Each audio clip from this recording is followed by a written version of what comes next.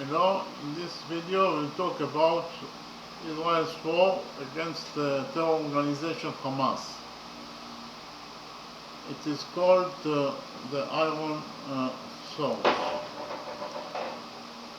Okay, so a war of iron swords is a war of the state of Israel against the terrorist organization Hamas and its government, as well as against the other terrorist organizations in the Gaza Strip, which launched a wide surprise attack on military and civilian targets in Israel, and in particular in the settlements of the western Negev on Saturday, October 7, 2023, last year, in the holiday of Simchat Torah. Besides the focus of the war in the Gaza Strip, the war has other fronts on Israel's borders with Lebanon and Syria, in Judea and Samaria, in the Red Sea, and against Iran. The war ignited a lively global discourse, demonstrations of support and protests, and an unprecedented wave of anti-Semitism worldwide, and in the West in particular. In the surprise attack, thousands of terrorists infiltrated the territory of Israel and massacred, raped, and systematically abused the civilian population. Some of the citizens in the communities that were attacked remained besieged in their homes and fought for their lives with members of the standby units for long hours without military assistance. This day was the deadliest for Jews since the Holocaust. In addition, the terrorists kidnapped 251 people, including soldiers and female soldiers, Israeli citizens and foreigners, to the Gaza Strip. Following the attack, the state of Israel declared war on the Hamas terror organization and set two goals for the war. The first goal is the elimination of Hamas military infrastructure, and the second goal is the removal of its rule in the Gaza Strip. Then a third goal was added, that is the return of the kidnapped. The IDF mobilized over 360,000 soldiers into the reserves, the largest reserve mobilization in the country's history. And thousands of civilian vehicles. With the beginning of the war, Israel evacuated 29 settlements in the Gaza envelope. Residents of 22 settlements in northern Israel received a recommendation from the authorities to evacuate, following fears that an organization, Hezbollah terrorism, will also intensify its attacks. Israel has evacuated approximately 80,000 residents from settlements 2 kilometers from the Israel-Lebanon border, and they remain deserted except for IDF soldiers and standby units. The fighting in the Gaza Strip, which was defined as the main arena in the fighting, began with the cleansing of the surrounding Gaza from terrorists. carrying out air and sea attacks, targeted killings, and spot ground raids. After the evacuation of the population from the north of the Gaza Strip, a full ground maneuver was carried out, and the takeover of terrorist outposts. And after a short lull in the fighting, at the same time as the hostage deal was discussed, a ground maneuver was also carried out in the south of the Gaza Strip and in its center, and the areas that were occupied were cleared of terrorists.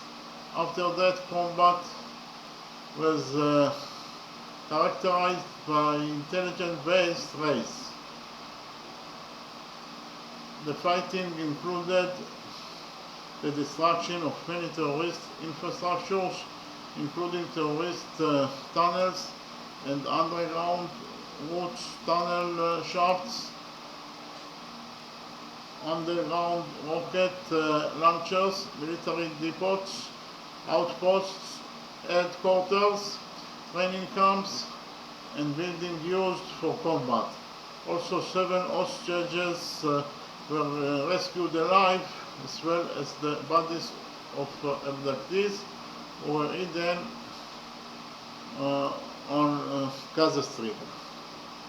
The fighting on the northern front takes place between Israel and the Islamist Shiite, the terrorist organization Hezbollah, and other terrorist organizations on the Israel-Lebanon border and the Israel-Syria border. On the second day of the war, Hezbollah launched guided rockets and artillery shells at IDF positions in Ardod and Chavat Shiva, and Israel responded with drone strikes and artillery fire. Exchange of fire, which also included anti-tank missiles and airstrikes, continued throughout the war.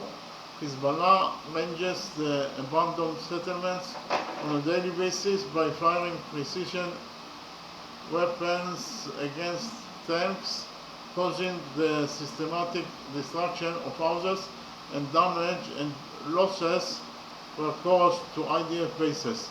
The IDF responded with a targeted killing of terrorists in Lebanon, attacking terrorist bases, as well as an air attack on anti-tank launcher spots before firing. About 94,000 residents of South Lebanon were evacuated from their homes, and much destruction was caused to settlements and agriculture in South Lebanon. In response to the killing of 12 children by Hezbollah rocket in Majid Shams, the IDF killed Fuad Shukar, the commander of Hezbollah's military wing and a key figure in the organization.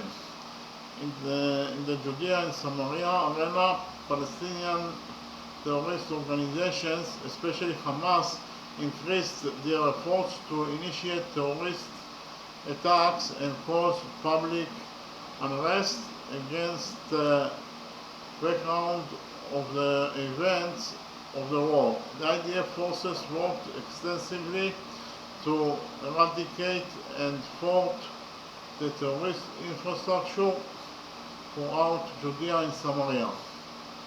The Houthis, a Shia terrorist organization that controls northern Yemen and is supported and financed by Iran and serves as their proxy in their wars in the region, attacked Israel with ballistic missiles, cruise missiles, and unmanned aerial vehicles in order to interfere with its war in Gaza. After US Navy ships and air defense systems and the Israeli Air Force aircraft intercepted the missiles and UAVs, the Houthis imposed the naval blockade on merchant ships sailing to Israel ports. US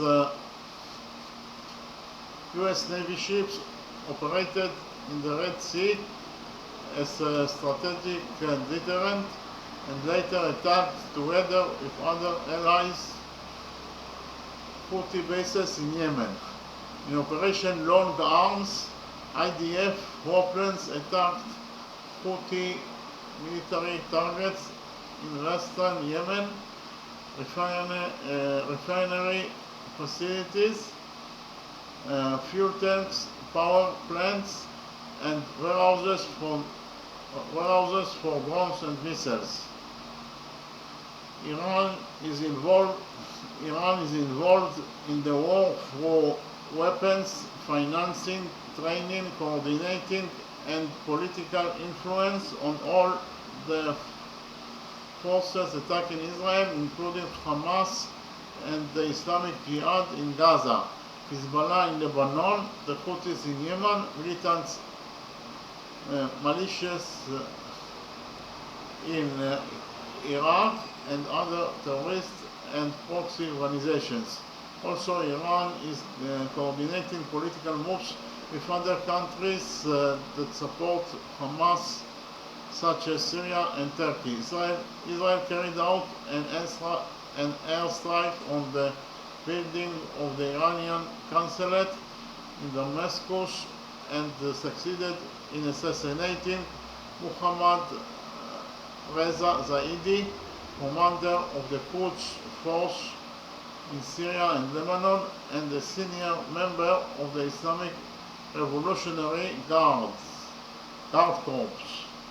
In response, Iran attacked Israel directly for the first time in its history and was very successfully restrained thanks to international military cooperation. Israel responded by attacking military facilities of the Revolutionary Guards in Isfahan and Natanz. Even at the time of its existence, the war is considered one of the largest of Israel's wars, both in length and in the extensive damage to the Israeli home front, and in the highest number of combat fronts since the War of Independence. So we can summarize and say that the Israel's war against the terror organization Hamas is an armed conflict between Israel and Hamas, and also other terror organizations in Gaza.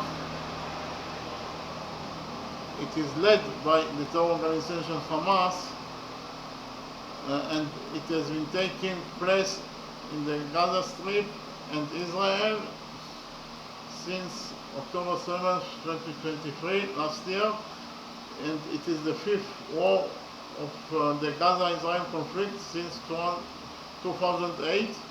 It has been the deadliest for Palestinians in the entire Israeli-Palestinian conflict and the most significant military engagement in the region since Yom Kippur War. The war began when Hamas-led militant groups launched a surprise attack on Israel on October 7th, which involved a rocket barrage and a few thousand militants breaching the Gaza-Israel barrier and attacking Israeli civilian communities and military bases. During this attack, 1,139 Israelis and foreign nationals were killed, including 815 civilians. In addition, 251 Israelis and foreigners were taken captive in Gaza, with the stated goal to force Israel to release Palestinian prisoners. Hamas said its attack was in response to Israel's continuous occupation, blockade of Gaza, and expansion of settlements, as well as alleged threats to the Al-Aqsa Mosque and general flight of Palestinians. After clearing militants from its territory, Israel launched one of the most destructive bombing campaigns in modern history and invaded Gaza on October 27th with the stated objectives of destroying Hamas and freeing hostages. Since the start of the Israeli operation, more than 40,000 Palestinians have been killed in Gaza, but half of them were terrorists. That is to say, 20,000 terrorists were killed during this war. Israel's tightened blockade cut off basic necessities and attacked on infrastructure, caused healthcare collapse and an impending famine. By early 2024, Israeli forces had destroyed or damaged more than half of Gaza's houses, at least a third of its tree cover and farmland, most of its schools and universities. But actually, the destruction of the schools was justified because of the fact that Hamas used schools in order to fire rockets towards Israel. So it was a very justified act to destroy the schools. And also hundreds of cultural landmarks and at least a dozen cemeteries. Nearly all of the strip's 2.3 million residents have been forcibly displaced. Over 100,000 Israelis remain internally displaced. The war continues to have significant regional and international repercussions. Large, primarily pro-Palestinian protests have taken place across the world, calling for a ceasefire. The ICC, the International Court of Justice, is reviewing a case accusing Israel of committing genocide in Gaza. But actually it is not justified at all because of the fact that Israel acted in a self-defense after the atrocities that Hamas did on October 7th. Israel started a war that is actually an existential war, and the aim of the war is to defend Israel from the terror organization group Hamas, and